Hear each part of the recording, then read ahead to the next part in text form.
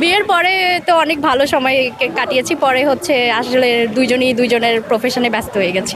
অনেক অনেক ভালো লাগছে। আমরা মাত্রই আসলাম, অবশ্য আজকে আমরা খুব ব্যস্ত ছিলাম, দুইজন মিলে ভার্সিটিতে অনেক কাজ টাজ করেছি। এখন হচ্ছে আমরা দুজন মিলে রেডি টেডি হয়ে আসছি, কেবল মানে শুরু করেছি দেখা, তো অনেক এক্সাইটেড।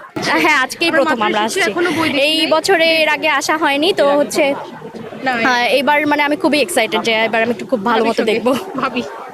আমার ননদ সহ এসেছি এখানে, আর হচ্ছে এখানে আমাদের অনেক মানুষ আসছে, সবাই শাড়ি পরে আসছে, এই জিনিসগুলো অনেক আনন্দময় দেখতে।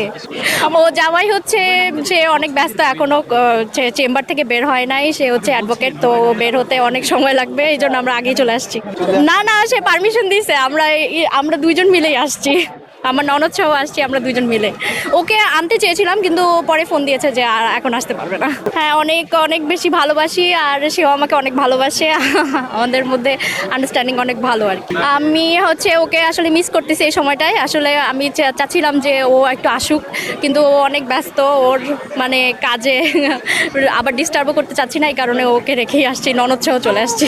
বিয়ের পরে বিয়ের পরে তো অনেক ভালো সময় কাটিয়েছি। পরে হচ্ছে আসলে দুইজনই দুইজনের প্রফেশনে ব্যস্ত হয়ে গেছি। তা তো হয়, তবে হচ্ছে পুরো ব্যাপারটাই হচ্ছে মেনে নেওয়া, আন্ডারস্ট্যান্ডিং, কম্প্রোমাইজ করতেই হয়।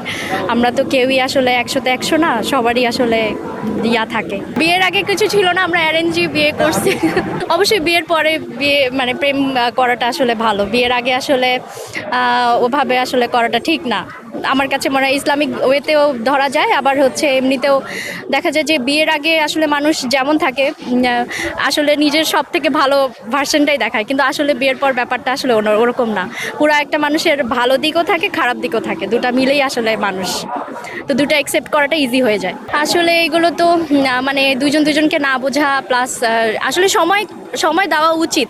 আমার কাছেও যেটা মনে হয়, আমিও মাঝে মাঝে আপসেট হই যে ও এত ব্যস্ত কেন, তো হচ্ছে কিন্তু আমার মনে হয় যে তারপরেও তাকে একটু বোঝা, কারণ সে তো আসলে কাজেই ব্যস্ত।